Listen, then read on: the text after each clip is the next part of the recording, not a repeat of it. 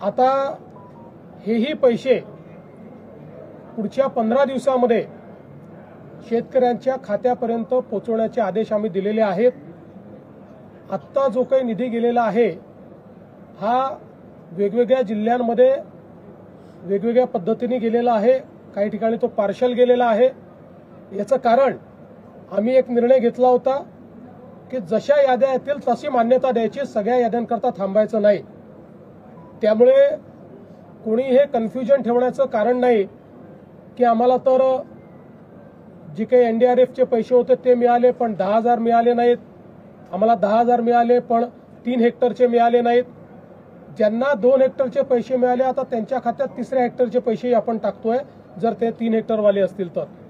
त्यामुळे माझा अंदाज असा आहे की पुढच्या 15 ते 20 दिवसांमध्ये पूर्णपणे शेतकऱ्यांच्या खात्यामध्ये हे पैसे जातील।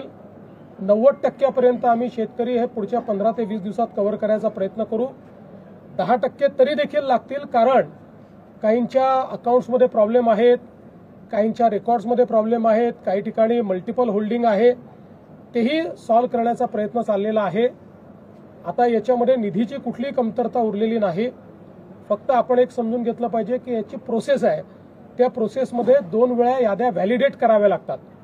कारण जसं कोणी पात्र सुटू नये तसंच कोणी अपात्र किंवा जो एलिजिबल नाही त्याच्या खात्यामध्ये पैसे जाऊ नये याकरता याच्यात मोठ्या प्रमाणात आपल्याला त्याचं रिव्हॅलिडेशन करावं लागतं।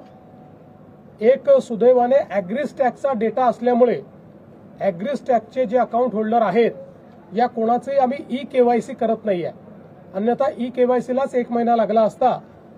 फक्त एखाद्या केसमध्ये जिथे ॲग्रीस्टॅकमध्ये नाव नाही आणि एलिजिबिलिटी आहे त्यांचंच केवळ ई-केवायसी आपण करतोय। त्यांनाही आपण पहिले मदत देऊ, त्याच्यानंतर मग ई-केवायसी करू असाही निर्णय आपण केलेला आहे। त्यामुळे पुन्हा एकदा सांगतो की जवळपास आपण त्या ठिकाणी जी थेट मदत आहे त्यापैकी 8,000 कोटी रिलीज केली आहे।